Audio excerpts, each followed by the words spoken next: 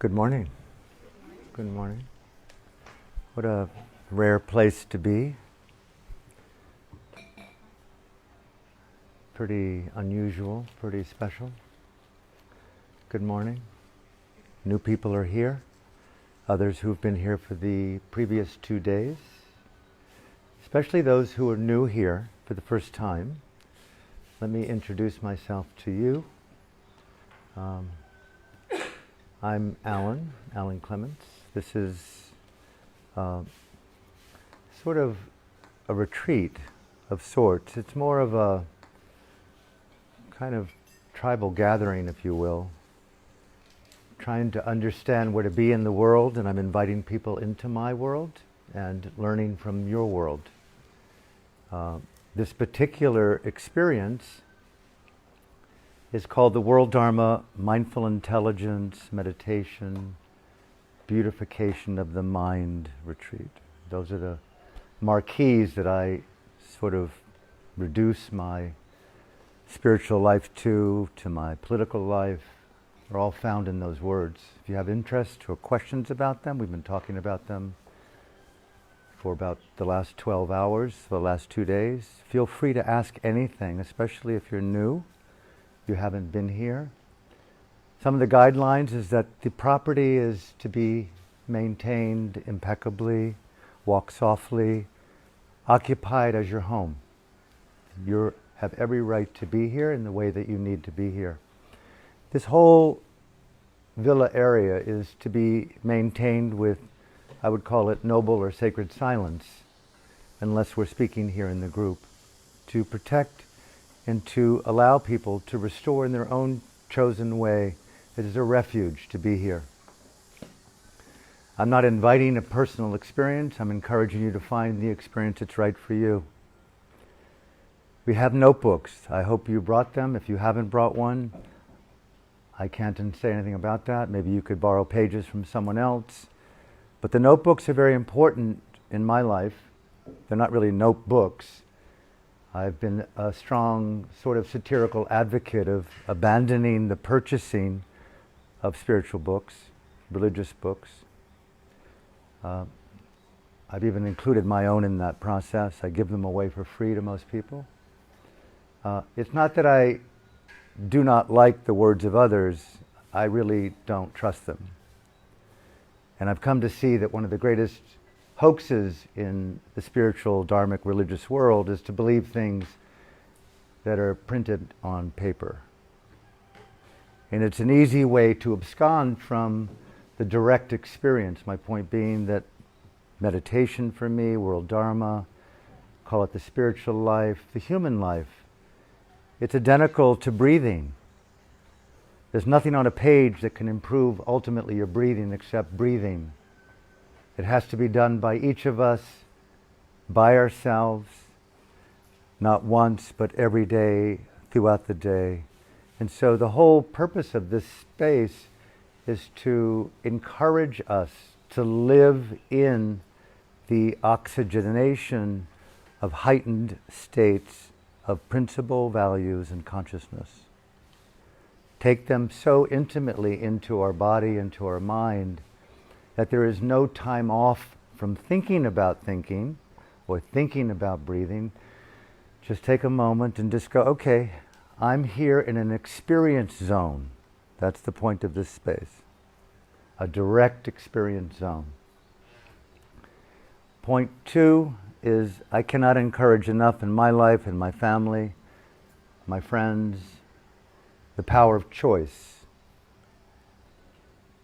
Many of you know me. Those of you who don't know me, meditation and my study of politics and political prisoners especially have brought me intimately close to the power of the choice.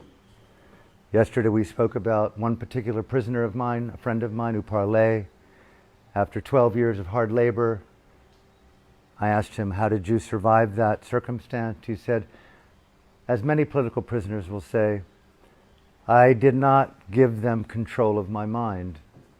Although they put the iron bars around me and put them on my hands and legs, only I could incarcerate my mind, not someone else. It's pretty radical. He said, I made incessant choices, not one choice, but incessant choices, like breathing, in-breath, out-breath. I'm choosing, point 3, to occupy the state of mind that's most important to you today. Not to hear words alone, not to pretend that the better is in the future, but to occupy who you want to be as much as possible within the choice-making experience of here and now. So I invite, as we begin the day, nice to see you, empower the timeless practice of conscious choice-making. And I would couple it with you, if I could invite you, couple it with the simplest of qualities that we find in the preamble of the Universal Declaration of Human Rights. All beings are born equal in dignity. Pause. Dignity. It's a very foreign word for people, strangely. I would allow you to write it down and just allow a whole lifetime of relationship to the word dignity. Again, I revert back to monasteries and former political prisoners. They didn't abscond from their dignity. You took my wife from me, you fucking raped my daughter, you took my country from me, but you fucking can't control my dignity. What is dignity to you? I invite the question today. Self-respect, stature, self-honesty, 3 words. The notebooks that we've encouraged each of us to bring here. Document the evidence of your liberation. Let them be the roadmap of your own salvation. Refer to that book in doubt rather than the power of now. You are the source. Do not give that source up. Evolve it. Deepen it. Nobilize it. The foundation of decency in democratic societies, dignity and conscience. Few people have a relationship to conscience, the choice-making capacity of the soul to know the fucking difference between right and wrong. And I can't stand being around people who won't make decisions on right and wrong. I'm not saying judge and condemn alone, but for God's sake, I'm willing to kill in the name of truth. I'm very clear about that. You fuck with my fucking family and my friends, I'll take you out. That's part of the citizenship of being in a democracy. I pay dues, I pay money for people to kill on my behalf. Do you? How many of you don't pay taxes? I'm going to turn the camera around. Actually, I work for Donald Trump, by the way. Just trying to flush out the Ubudian frauds.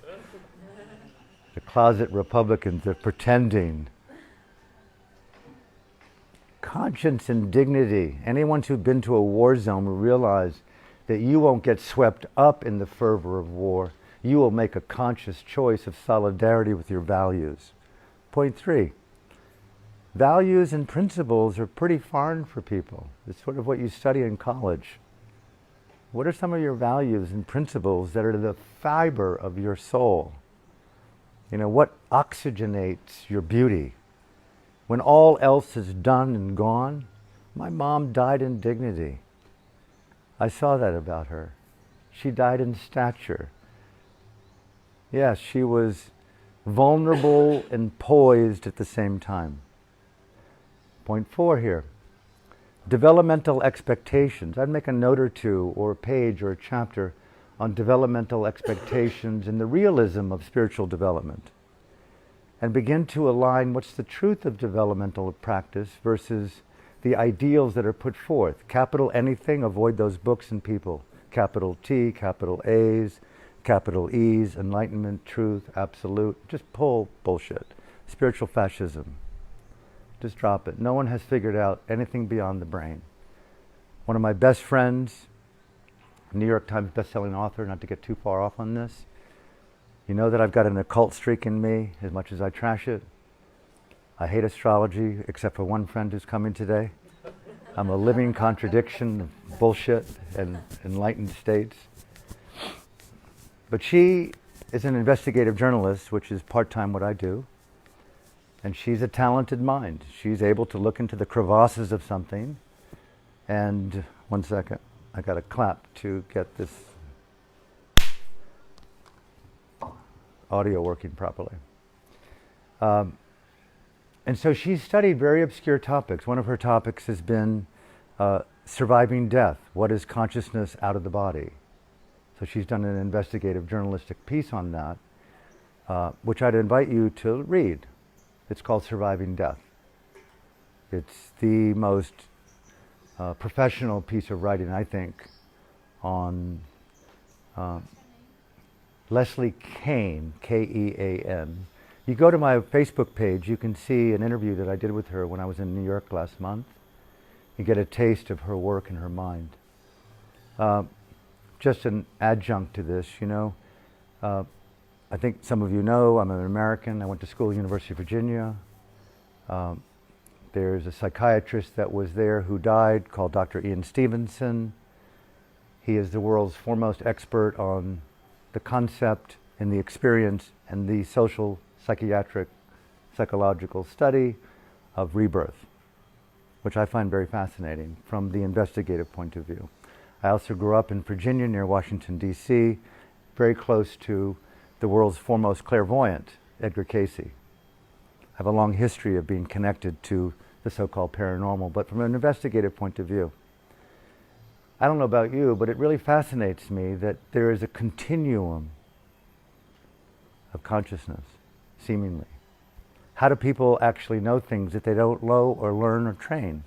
I met a boy in Sri Lanka who at the age of 3 brought his natural-born parents to a home and said, "These are my real parents." And they adopted him and the parents, and they had a big family. And this boy had this ability to sit for 10, 12, 6 hours and recite verbatim an ancient dialect of the Buddhist Pali language fluently. Not uncommon among these kind of cases, as Dr. Ian Stevenson described them. 2 books which I'd recommend reading, 20 Cases for Rebirth, times 2 is 40. These are the definitive books on the study of the continuum of consciousness through the trajectory of form. If you're interested in that, they're fascinating.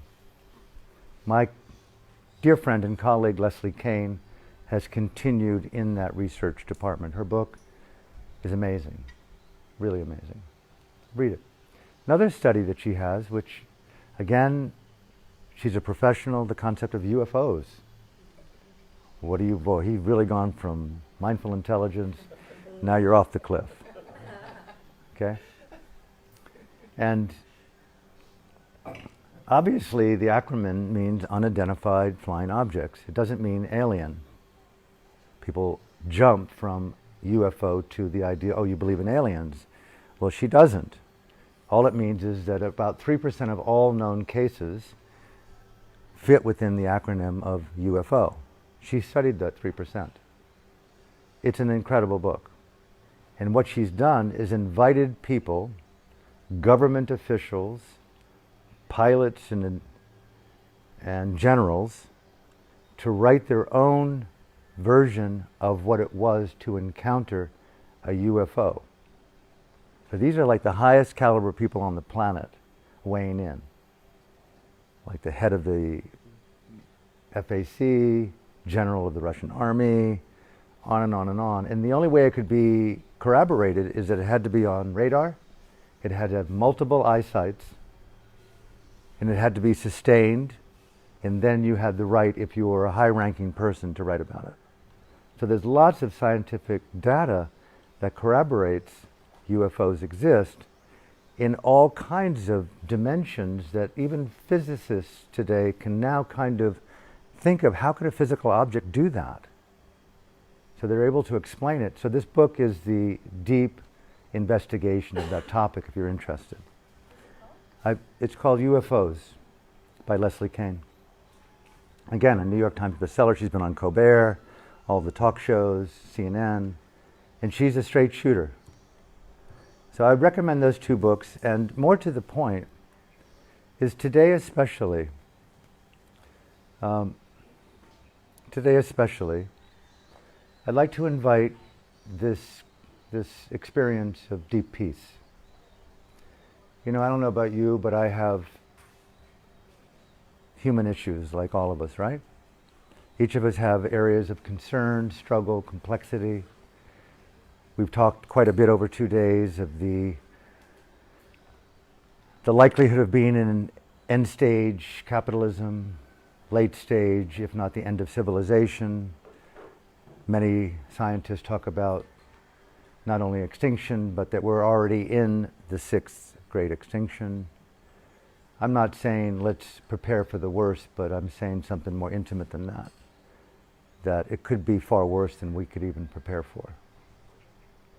It's happening. Change is happening.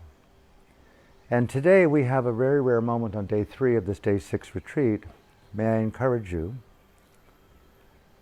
to divest, if you will, and we'll do some meditations as well, divest in the normalcy of how we go about thinking through issues and make a determination as much as possible to not think your way through an issue. So the normal habit is to think and to think and to further think and to try to refine the thinking to get to some resolution of the thinking. Try the more pre-intuitive place of simply disengaging as much as you can humanly do it from thinking. And so make a conscious choice to employ mindful intelligence that essentially says to the thought, I will not get the next thought in. I'll not get the last word in. I'll be, look at all of us in this room. Rather than being the person alone, occupy the space.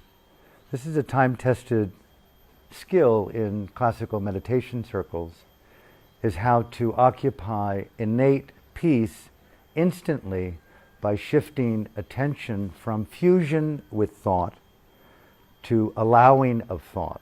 Fusion to allowing. You with me? Back to the issue of choice. People talk about the spiritual life, the Dharma life. It's a moment-to-moment thing like breathing. It's the conscious ability to consciously choose conscious states of mind that for the betterment of being. Today I'm encouraging on our palette of choices, intimate, innate peace. The absence of affliction. That's all. Are you with me? Not easy to call that up. But if you need reminding, come back to your breathing in breath, and through the exhalation, exhale any type of, I need to think that through. I'm just on the verge of the resolution of that thought. I mean, I just really love my thoughts so fucking much, even the ones I don't like about myself. Fuck you, Alan. Just, okay. Allow the thought to coexist in the space of consciousness. If you're looking for a meditative method to remind yourself when you're meditating, which of course we've included all postures, all times, all contexts, all states, for those who are new here. Meditation isn't when you sit, all times, all postures, all context, all states. We don't have a specific context to breathe in. Meditation isn't something you integrate, it is something that you breathe. In-breath. The absence of thought in itself delivers the heart to a non-afflicted state a lot of the times, where at times, even beyond the thought, okay, there is an uncomfortable emotion. People often ask, what's another instruction meditatively? The courage to feel. Courage to feel. Pause. Halfway through, we'll get into the meditation soon. All of you know, most of you know, that I'm a tremendous supporter of Aung San Suu Kyi in Burma. I'm not part of the crowd that vilifies. I find her to be an amazing mind. When I met her in 95, 96, we did a book together called The Voice of Hope. One of the first questions I asked her, you define your country's nonviolent revolution as a revolution of the spirit. What do you mean by that? She said, Alan, you are out on the street. There were about 1,000 people there. All of them risked losing their home, their bank accounts, and their jobs to stand in solidarity to the democracy movement, which has as its essence freedom. Pause. Let that in as an ontological suggestion of consciousness to occupy that level of the courage to care. Yesterday we talked about the word Sanvega, S-A-N-V-E-G-A. It's really giving life to that place in ourselves that cares so much about something that the courage now is lifting up into it to be the person in an unmediated way that I want to be tomorrow, I am today. Are you with me? Breathing. We don't breathe now to breathe better tomorrow. Occupy what you want to be right now. So may I invite, as she said, these people came out of their home. They risked everything to stand up, to sit down on the street. May I invite us? We've risked a lot to be here. I don't know what it is for you, but for me it's a lot. I like being here. But it could have been that we're all revolutionaries in the same issue together. We've talked about that. So revolutionary consciousness requires not waiting for the fire to get so close that it's hot or that we're burning to ignite that sense of revolutionary Sanvega. We have to be more mature about it. We have a pleasant, beautiful environment. We get to go to Zest tonight or cafe or some other restaurant. We get to go dancing, whatever it is. There's beautiful things to do. But we live in a world where that is imminently in collapse. And for those millions and sometimes billions of people, at this very moment, simultaneous to this comfort zone that we're in, as family members on this planet, they live in horror. She said to me, you ask what a revolution of the spirit is? It's the courage to care. Not just about your own fucking self-interest, Alan. So I want to help us and support us here in resilience, which is sometimes I get a little bit bored by me working on me, looking at me, transforming me and the betterment of me. But I'm really like being with other and learning from you as much as I can learn from me. So the courage to care, she's saying, is to begin to shift some of the need of self-development and equally include other people in that field of transformation. The courage to care, she said, that's the essence of the spiritual revolution, caring. Then she paused, says, you were out on the street. You were there. You were with the people. And she kind of made this very simple quip about it all, that it's not easy to confront your fear with a smile. She said, these people out there are losing everything, and some of them could go to prison, and some of them will. Some of them will be tortured. Some of them will just simply disappear. It's not as if they are fearless. You may have seen this. We've encouraged people to learn to coexist with fear and simply align more with fearlessness. So I'd like to encourage that with us. Is many people have the idea of the absence of as being preferable to coexisting with. That takes resilience and patience. So try to shift the attitudes, if you can, to include the very thing that you think of as so difficult or preventing us from doing something, to learn to coexist with it and to consciously choose to stand more on the courageous side that says yes rather than no. And then she said, we've learned here how to quiver with freedom, because it's terrifying for some people to come out of their home and the strange comfort of slavery. And be sure, my brief experiences and forays into dictatorship and totalitarianism is nothing short of imposed slavery. Draconian slavery. So they have to learn how to quiver with freedom. This is really where I live a lot of the time. I feel like I'm doing my very best to develop great states of mind. At the same time, the more I'm vulnerable and open, I feel more, I sensitize more, I sensitize to my own frailty, my own imminent disease and death. How many of us have lost people recently? How many of us will lose everyone soon? Having that ability takes a lot to keep standing in solidarity with beautiful states. So I'm really encouraging here, where is courage in your life? Develop a relationship to courage as we would with mindfulness. Know its feel, know its texture, know how to breathe into it. And be watchful of developmental expectations that it should be easier. Sometimes deep struggle is required, fair enough? Especially with recovery and addictions and complexities in life and relationships, and knowing my own daughter and her classmates are all concerned about the end of life and the future of death.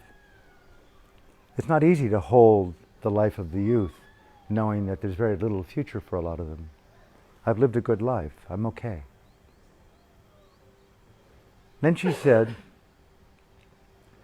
the courage to care, first of all, requires the courage to see the truth of something. Truth is a very ambiguous concept for most people, but to align in that is the soul of integrity. I don't know about you, we've talked a lot about it. I love relationship, but I love the solidarity to the principles of truth and trust, integrity, conscience, and reciprocity. Those 5 qualities are the foundation, I think, of decency, of communication, and intimacy, and sexuality. Without those, you're dealing, I think, with a lot of complexity. And if you can even get someone to commit to trust and safety and integrity and conscience and dignity and reciprocity, and the commitment to not just honesty, but soulful transparency. People ask about intimacy. Those 6 qualities are so important. I don't want to just you commit to honesty every now and again. I want to know that it's a soulful commitment to transparent presence that prioritizes you and me. I'm an old-fashioned type, I know that. The you and me as over the other. I'm bonding with you for that reason. Now, soldiers and sisters in revolution have to do this as more intimate sometimes than their own partners. It's a spiritual revolution, she said. So the courage to feel the truth. Hear that coupling of words. Pause for those people who are just coming about meditation. It's not thinking necessarily of what it is that we want or we want to overcome, but having the mindful capacity to feel the intelligence inherent in the state of mind. So the word I'm using, intelligence, here is to stop vilifying, demonizing as much as possible the state being wrong. The issue is not the state, it's the relationship. Thoughts aren't the problem, it's the relationship. The home isn't the problem, it's how we occupy it. Democracy isn't the issue, it's how the citizens occupy the concept and the experience of democratic freedoms. The more people that practice freedom, the less dictatorship, fascism will arise. So the courage to feel. Then she says, once you see and feel the truth, you've had the courage to allow it into your own being, then there is no revolutionary behavior without action. And I'm a real believer that I get up in the morning, I deliberately do things, and I really believe, knowing from my former past as a journalist, as a meditator and a monk, that the no time off model really works for me. I really like a disciplined life. It's not severe, but I like knowing that I do things when I'm not with people that empower my dignity, my stature, my self-respect, and my trust in myself. There's a lot of time out of retreat in life I had to learn this because I really became dependent on monastic environments. So when I was back in the world, I fell into despair. I'm now in the reverse model. I'm in life. I am walking more softly today than I did even as a monk. The world is my monastery, no cliche intended. Each person I meet, I try to make them my guide, my friend, my ally, my teacher. If I can't revere you in this very moment, what the fuck worth do I have? The no time off model. All states, all postures, all context, all times, right? Give up yoga off the mat.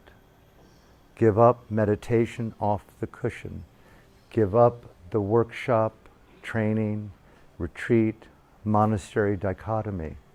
The whole world is a living arena of interrelated phenomena where we can learn from or go to sleep with.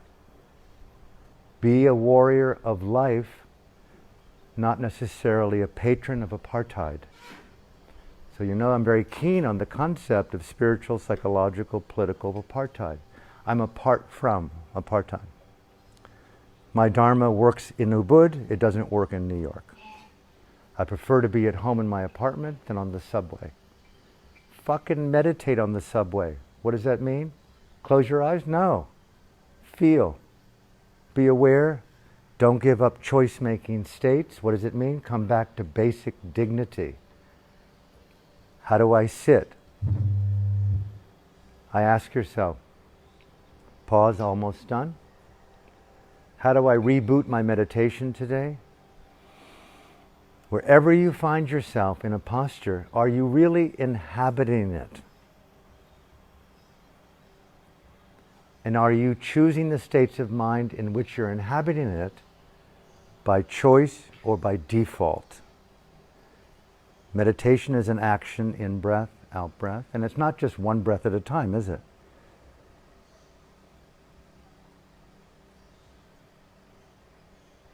So we're becoming more sensitive. So this peace process, I'm trying to encourage a peace process today. Not to postpone peace, even if it's complexity that you're dealing with.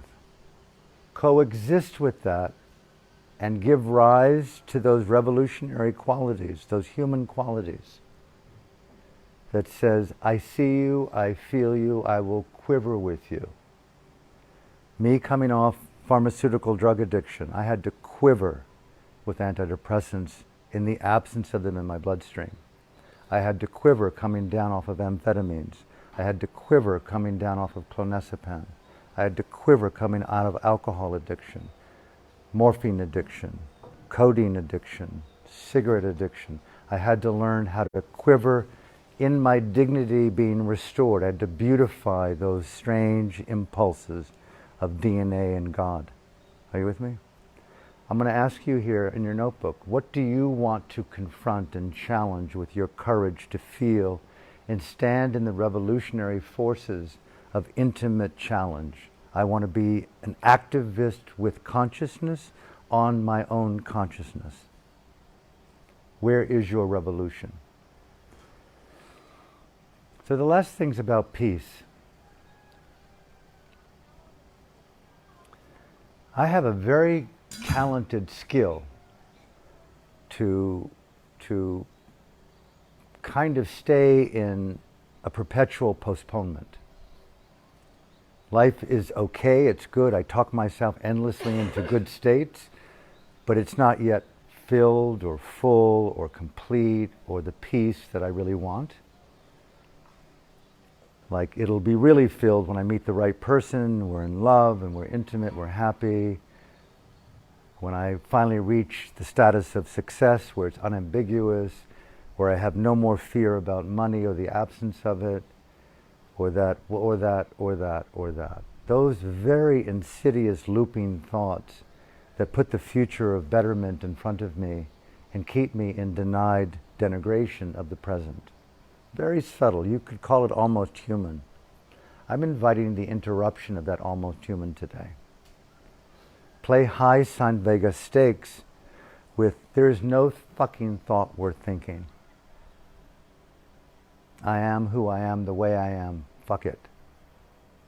If I'm going to die today or be incarcerated today, my dignity is not yours to take. I'm sorry, Mr. Buddha, Mr. God. I don't care who you are, Mr. President. I will not give you my anger. How many Americans do I meet when you ask them, oh yeah, what I just came back from a 20-day retreat. Oh, how are things in the world in Washington? Oh, that fucking Trump is such a fucking asshole. And immediately just revert to a denigrating state of mind. It's like, imagine if you were the president, the amount of bullshit you've got to take. I'm not like standing up for him, but I am. Why denigrate anyone? Why not have a more nuanced relationship to something? It says, you know, this person probably had a very challenging upbringing. All that money he had, his father was entitled, had a beautiful wife. He was, you know, he just did anything he wanted to do. He was not educated. He lived in a reality TV fraud. He has good reason to be Mr. Trump. Bring some fucking humor to your life. So in the absence of thinking, there's other emotions that could be there at play. Satire, comedy, humor, laughter, joy. Couple anything that you want with this sense of peace. What does peace mean to you? Peace isn't a word that obviously means the same thing for each people. So I'd let you draw a constellation of the kind of peace that you want to have in your life. Part of the peace for me is explained in this way. There are ups and downs in a simple way. There's good and bad. There's pleasure in pain. I woke up this morning with an extremely painful neck again. I could barely speak. And I immediately thought, okay, I refuse to let these things hinder my sense of well-being. I refuse to participate. I'm going to do my Rosa Parks here. I'm not going to participate in my own denigration. These are natural aspects of existence. I'm doing what I'm wanting to do. So right and wrong, good and bad, pleasure and pain, fear and shame, loss and gain, all these dyads that we can write down. Look at my friend Aung San Suu Kyi. She was the international icon of peace. An amazing human being. Gave up her husband, her children, her incarcerated for 17 years, thousands of her friends and colleagues tortured, killed, holding an incredible sorrow, yeah? And championing nonviolence. We refuse to harm and vilify the men and the women who denigrate, rape, and kill our people. I was recently in Naypyidaw, the capital of Burma, and I know a number of the people who are elected officials in parliament. And I mentioned in these books coming out, I'll end with this, they actually walk their talk. They sit with members of parliament who ordered the fucking murder of family members. And you know what they say? They're the ones who live in shame. And we don't compound it with judgment. That's pretty radical. Pretty radical. So my point is that beyond these ups and downs and dyads and these waves of right and wrong, good and bad, pleasure and pain, fame and shame, they come and go. Aung San Suu Kyi was an icon, and now she's universally vilified and complicit with genocide. For the last 2 years since I've been supporting her, I had people go off on me. I dare you. How could you possibly fucking support this absolute horrible person? I've lost 80% of my donor base, 70% of the participants at my retreats because of my support for Burma. And what do? Okay. I'm not going to define my life based on your vilification of things and principles based on my choice. And so my peace isn't tied into what society wants right now. So I'm encouraging you. Be watchful of how you play into the global paradigm of good and bad, right and wrong, fame and shame, the politics of self-denigration. And find a peace that allows those waves to come and go. And basically it's not unaffected, but you're willing to quiver with dignity rather than preference to fame, health, beauty, and success. Are you with me? Find your principles and align to those tireless currents of the soul And let those things move you through life more so than the whims of phenomena. We're on a planet spinning 25,000 miles an hour around a sun star. 40, 50,000 feet this way, it's fast. Typhoons, hurricanes, earthquakes, Mount Agung on an archipelago of fire. As I mentioned yesterday, 65,000 years ago, this thing explodes and sends 3 meters of soot and ash all over India and South Asia. That was just 2 minutes ago. We live in an existential Fellini movie. Could we let those things bother us? Easily. I'm inviting today to try to occupy that place that's so radical, so intimate, so existential, so human, that says, you know, I'm going to give myself a day to feel a new rhythm of a conscious choice of peace that's rooted in dignity, and like my friend Upar Lay said, and other political prisoners, I refuse to see that the iron bar incarcerates me, because my freedom is not yours to take. So let's walk around today as whatever it is inside of us that wants to be exemplary of the stature, the principles, the values, the qualities of revolutionary energy that we feel we want to be defined by. Experiment with these states today and see what they bring. Try to interrupt the flow of the need to resolve something. So take a step, pause. Pretty beautiful here. Like pretty epic beautiful. That we're somewhat healthy. Each of us have our complexities.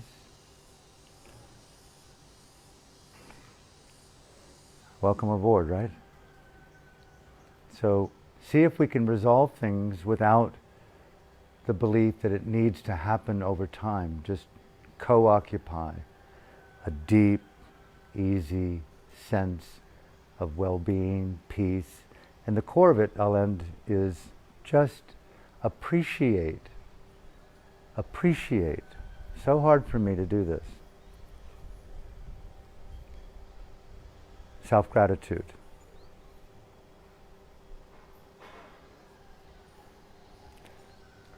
So easily put myself on a perpetual, almost insatiable, unrecognizable, insidious treadmill of disavowing my worth. Every now and again I get a picture of that when I'm sitting, or I'm in the company of someone who I want to be with, who's very interesting, or the energy is the right chemistry, and I forget. I want to encourage that forgetting by being the chemistry that we seek, and to, okay,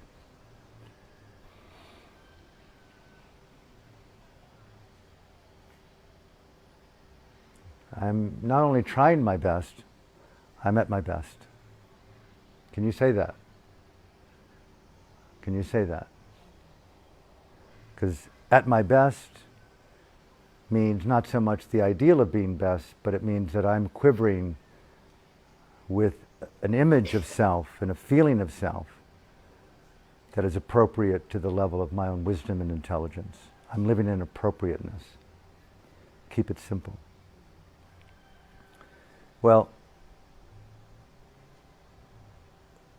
so many of those people that came out on that street that day never came back again. They're out of prison now, a lot of them, other than broken. Aung San Suu Kyi's cousin, who introduced me to her, he had 35 families in his house, because what they did was that they would take the home of someone, and that would send a shiver and a chill through society. If you do this, this is the consequences, right? This is the consequences. And they became emboldened by those consequences. And so many of these people, you'll see it in these books if you know them, would we do it again? Oh, I can't wait for the next revolution. They live and breed. I never knew myself to be so able to do these things. Society, economy, culture, the malaise of, the propaganda of capitalism led me into the dull, pretentious fullness of nothingness. And I kind of was okay, but I was only when revolution came up did I feel my real worth.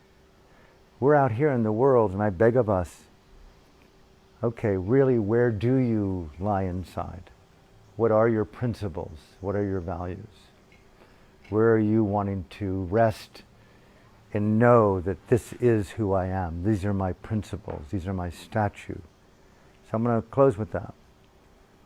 Without being honest with each other, we have nothing. And so we want to create a radical trust in ourselves that you can trust me because I am committed to these qualities in myself. And so I'll close with that question. What are the qualities in your life that you're most committed to? And put them on a page. You've done it before. So that you know now, we know now, that this is the definition of my integrity, the foundation of decency, sanity, and civilization.